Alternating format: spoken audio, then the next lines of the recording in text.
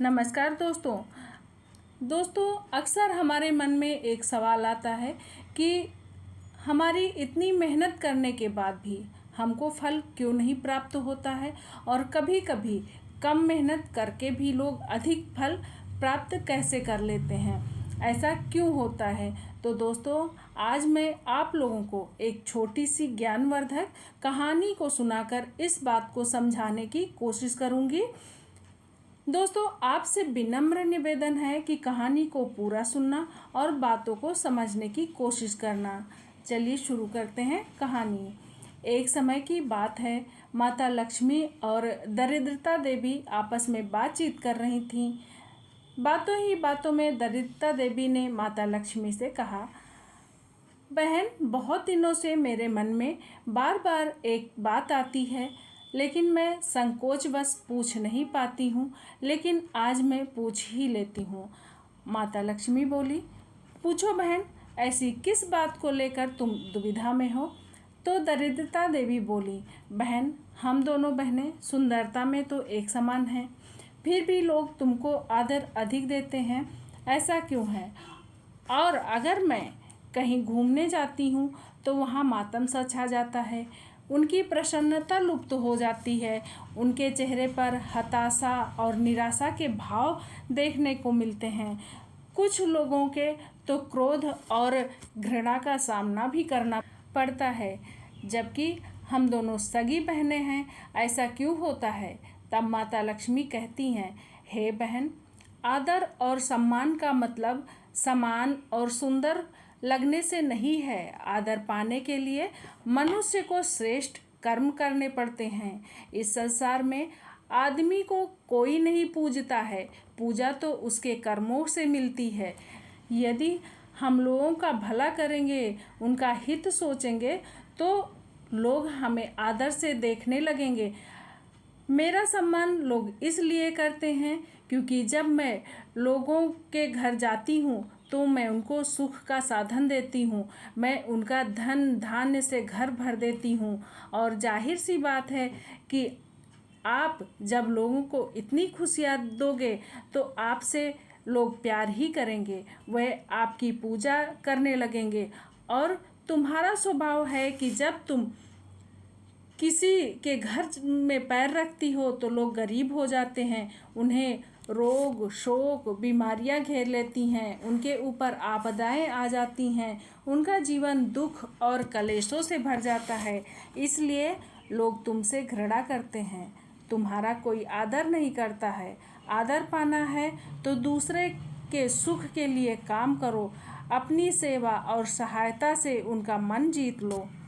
दोस्तों माता लक्ष्मी की ये सब बातें दरिद्रता देवी को बहुत बुरी लगी। वो सोचने लगी कि लक्ष्मी को अधिक सम्मान देकर लोगों ने उसे गर्व से भर दिया है। उसे ऐसा लगता है कि सारी दुनिया को वही खिला पिला रही है, यही सबका पालन पोषण कर रही है। दोस्तों यही बुरे लोगों की पहचान होती है कि उन्हें यदि अच्छा सुझाव दिया जाए तो उन्हें लगता है कि वो उनकी तौहीन कर रहा है। माता लक्ष्मी की ये सब बातें दरिद्रता देवी को चुभने लगी। वे एकदम से तुनक कर बोली, हे लक्ष्मी, तू किस बात में मुझसे बड़ी है, तुझे किस बात का अभिमान है। ना तू मुझसे उम्र में बड़ी है और ना ही ज्ञान में, ना ही शक्ति में और ना ही सुंदरता में, तो फिर तू क्यों मुझे ये उपदेश दे रही है। यदि तुम्हें अपनी संपदा पर इतना ही अभिमान है तो चलो हम अपनी अपनी शक्ति का प्रदर्शन करके देखते हैं कि कौन श्रेष्ठ है। आपको अपने वैभव पर बहुत अहंकार है ना।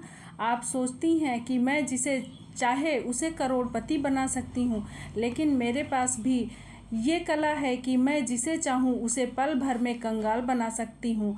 दरिद्रता देवी की बात सुनकर माता लक्ष्मी हंस पड़ी और बोली, हे बहन, तुम चाहे जो भी कर लो, तुम मुझसे बड़ी तो हो ही नहीं सकती, लेकिन मेरी शक्ति भी कुछ कम नहीं है। तुम जिसे कंगाल बनाओगी मैं पुनः उसे रंग से राजा बना दूंगी। दरिद्रता बोली, तुम्हें भी मेरी महिमा के बारे में पता नहीं है। जिसे तुम राजा बनाओगी, मैं पुनः उसे कंगाल बना दूंगी। मैं उसे पल भर में दाने दाने के लिए मोहताज कर दूंगी। इस बात पर माता लक्ष्मी जी बोली, तुम ठीक कहती हो। तुम जिसे चाहो कंगाल बना सकती हो, लेकिन मेरी कृपा का हाथ भी जिस पर रख जाए उसका तुम कुछ भी नहीं कर सकती हो। अगर तुम्हें अपनी शक्ति पर ज़्यादा ही अभिमान है तो कल अपना भ्रम मिटा लो। अब क्या था, दोनों बहनों के बीच स्पर्धा शुरू हो गई। अगले दिन वह उसी नगर के एक ब्राह्मण के घर पहुंची।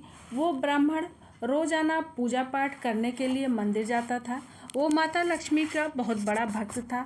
दोनों उस ब्राह्मण पर अपना अपना प्रभाव दिखाना शुरू कर देती हैं। दरिद्रता कहने लगी, बहन अब तुम इस ब्राह्मण को देखना, कैसे मैं इसे दाने दाने के लिए मोहताज करती हूँ, जिसे देखकर तुम्हारा भी सिर शर्म से झुक जाएगा। इतना कहकर दरिद्रता तो चली गई, लेकिन माता लक्ष्मी उसके क्रोध और अहंकार को देखकर खड़ी खड़ी मुस्कुराती रहीं। अगले दिन दोनों बहनें उसी मंदिर में पहुंच गईं जिसमें वो ब्राह्मण पूजा पाठ किया करता था। दोनों बहन साधारण स्त्रियों का वेश बनाकर मंदिर के द्वार पर जाकर बैठ गईं। मंदिर में पूजा करने वाले श्रद्धालु आने जाने लगे। सब लोग उन्हें देखते तो थे, पर किसी का ध्यान उन पर नहीं था, क्योंकि मंदिर में अक्सर दीन दुखी लोग आते ही रहते हैं। कुछ देर बाद वो ब्राह्मण भी वहां आ गया, जिसका दोनों बड़ी देर से इंतजार कर रही थीं। दोनों बहनों की नज़र उस ब्राह्मण के ऊपर जम गई। ब्राह्मण ने मंदिर में पूजा पाठ किया और अपने घर जाने लगा। तब दरिद्रता देवी बोली, हे लक्ष्मी, देखो तुम्हारा भक्त जा रहा है, अब तुम अपना चमत्कार दिखाओ। दोस्तों, माता लक्ष्मी ने उसी समय एक मोटा सा बांस उसके रास्ते में रख दिया। उस बांस के अंदर सोने की मोहरें भरी हुई थी। ब्राह्मण ने रास्ते में पड़े हुए उस बांस को उठा लिया। बांस को देखकर उसने सोचा कि ये बांस जरूर मेरे किसी काम में आ जाएगा, मगर उसे कहाँ पता था कि बांस मोहरों से भरा हुआ है। ब्राह्मण बांस लेकर घर की ओर चल दिया। रास्ते में ब्राह्मण को एक लड़का मिला। लड़के ने ब्राह्मण के हाथ में बांस देखकर सोचा कि ये बांस तो बहुत ही काम का है, क्यों ना ये बांस ब्राह्मण से चारपाई बनाने के लिए मांग लूँ। ये सोचकर लड़के ने ब्राह्मण से बांस मांग लिया। ब्राह्मण ने भी सोचा, कौन सा मैं ये बांस खरीद कर लाया हूँ, लड़का मांगता है तो दिए देता हूँ। और उसने वो बांस लड़के को 1 रुपये में बेच दिया। 1 रुपये में बांस बेचकर ब्राह्मण बहुत खुश हुआ। वो लड़का भी मोहरों से भरा हुआ बांस लेकर घर की तरफ चल दिया। तब दरिद्रता बोली, देख लक्ष्मी, ये था मेरा प्रभाव। तुमने ब्राह्मण को धर्मार बनाने के लिए मोहरों से भरा बांस दिया था, जो मेरे प्रभाव से 1 रुपये में बिक गया। तुम्हारे भक्त को क्या मिला? मात्र 1 रुपया। और तो और इसका ये 1 रुपये भी मैं इसके पास नहीं रहने दूंगी। चलो आगे चलकर देखते हैं क्या होता है। अब तो वे देवियाँ ब्राह्मण के पीछे पीछे चलने लगी। ब्राह्मण चलता हुआ तालाब के पास पहुँचा। उसका 1 रुपये उसने अपने कमंडल में डाल दिया था। ब्राह्मण तालाब के किनारे कमंडल रखकर फूल तोड़ने लगा। तभी एक चरवाहा वहाँ से निकला और कमंडल में 1 रुपया देखकर उसने कमंडल से 1 रुपया निकाल लिया और चलते बना। ब्राह्मण को पता ही नहीं था कि उसका 1 रुपये भी चोरी हो गया। वो कमंडल लेकर अपने घर चल दिया। घर के पास जब ब्राह्मण पहुंचा तो उसे वही लड़का मिला जिसने वो बांस 1 रुपये में खरीदा था। वो बोला, पंडित जी, ये बांस तो बहुत भारी है। मेरे दादाजी ने कहा है कि इससे चारपाई अच्छी नहीं बनेगी। तुम कोई हल्का बांस लेके आना। तो आप ये बांस लेकर मुझे मेरा 1 रुपये दे दो। पंडित जी ने कहा, ठीक है, और बांस वापस ले लिया। और जब रुपए देने के लिए कमंडल में हाथ डाला तो उसे 1 रुपया नहीं मिला। पंडित जी बड़े हैरान थे कि आखिर कमंडल से 1 रुपये कहाँ चला गया। फिर ब्राह्मण ने लड़के से कहा कि 1 रुपये तो कहीं नहीं मिल रहा है। तुम ऐसा करना, मेरे घर पर आकर पैसे ले लेना, मैं तुम्हें अपने घर से 1 रुपये दे दूंगा। लड़का बोला कोई बात नहीं, मैं अपना 1 रुपये तुमसे बाद में ले लूँगा। इतना कहकर लड़का वहाँ से चला गया। दोस्तों, अब यह मोहरों से भरा बांस पुनः ब्राह्मण के पास आ गया। यह देखकर लक्ष्मी जी मुस्कुराने लगीं। लक्ष्मी जी को मुस्कुराते हुए देखकर दरिद्रता जल उठी। बोली, बहन, जितना मुस्कुराना हो मुस्कुरा लो, अभी तो खेल शुरू हुआ है, बस तुम देखती रहना इसे मैं कैसे नाच नचाती हूँ। दोस्तों, ब्राह्मण को क्या पता था कि वो शतरंज का मोहरा बना हुआ है। वो तो बस अपनी ही धुन में मगन था। ब्राह्मण जब और आगे बढ़ा तो उसे उस चरवाहे का पिता मिल गया। वो बोला, पंडित जी, मेरा बेटा बड़ा शैतान है। वो तुम्हारे कमंडल से 1 रुपये उठा लाया था। वो 1 रुपया मैं तुम्हें लौटाने आया हूँ। हो सके तो उसे माफ़ कर देना। मैं उसकी गलती की आपसे क्षमा मांगता हूँ। पंडित जी ने 1 रुपये लेते हुए कहा, कोई बात नहीं भैया, बच्चे हैं, गलती हो गई होगी, बच्चा लोभ में आ गया होगा। इतना कहकर चरवाहे का पिता वहाँ से चला गया। पंडित जी ने सोचा, 1 रुपये भी मिल गया है, चलो उस लड़के को लौटा देता हूँ। इतना कहकर पंडित जी ने उस लड़के को आवाज़ लगाई जो बांस लौटा कर गया था। अभी वो थोड़ी ही दूर गया था। पंडित जी की आवाज़ सुनकर वो लौट आया। पंडित जी ने उसको उसका पैसा दे दिया। पैसा पाकर लड़का बहुत ही प्रसन्न हुआ। फिर पंडित जी अपने घर की ओर चल दिए।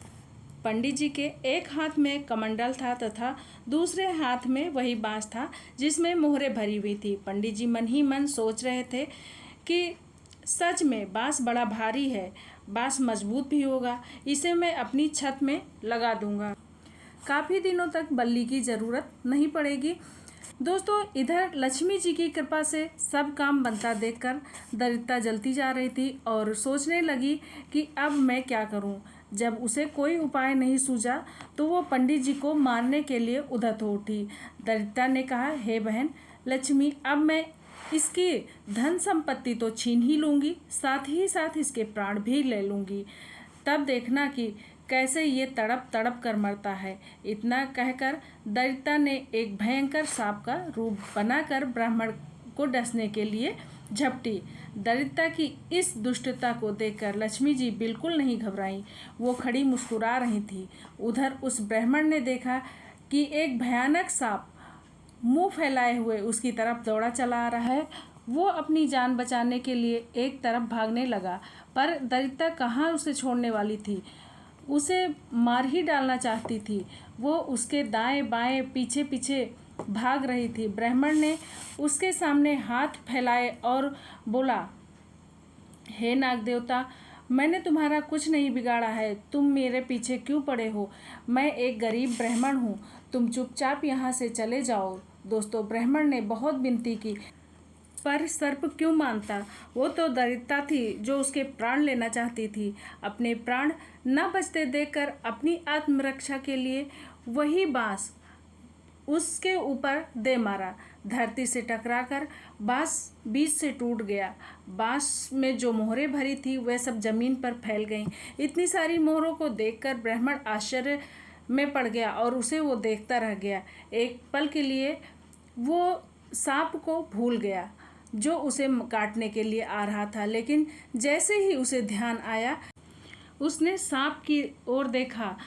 उसने देखा कि बांस की चोट से सांप की कमर टूट गई है और वो झाड़ियों में जाकर छुप गया है। फिर ब्राह्मण ने सारी मोहरें इकट्ठा की और वो बहुत खुश था और बार बार माता लक्ष्मी की जय जयकार कर रहा था। वो सोच रहा था कि आज तो मेरी गरीबी दूर हो गई, और मोहरों को लेकर वो अपने घर चल दिया। लक्ष्मी और दरिद्रता फिर बातें करने लगी। लक्ष्मी बोली, हे बहन, सच बताना, बड़प्पन की था मिली या नहीं? बड़प्पन किसी से छीनने में नहीं होता है, उसे देने में होता है। जो दूसरों को खुशी देता है वही सुखी रहता है। सुखी मनुष्य वही होता है जो दूसरों को खुशी दे।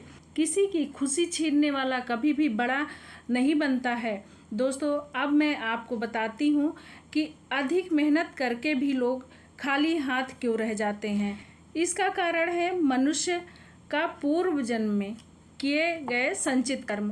कुछ कर्म ऐसे होते हैं दोस्तों जिसमें हमें फल नहीं मिलता है, वे अपना फल भविष्य में निर्धारित करते हैं। उस समय ऐसा लगता है दोस्तों कि हमको तो बहुत कम मेहनत में बहुत कुछ मिल गया, और जिन कार्यों का हमें कोई फल नहीं मिलता है उसके दो कारण होते हैं। पहला कारण फल भविष्य में मिलेगा और दूसरा कारण होता है लक्ष्यहीन कार्य। जब हम लक्ष्यहीन कार्य करते हैं तो कभी कभी फल मिल भी जाता है और कभी कभी खाली हाथ भी रहना पड़ता है। दोस्तों एक चीज़ हमेशा ध्यान रखना, लक्ष्यहीन कार्य सिर्फ थकाता है, आपको देता कुछ भी नहीं है।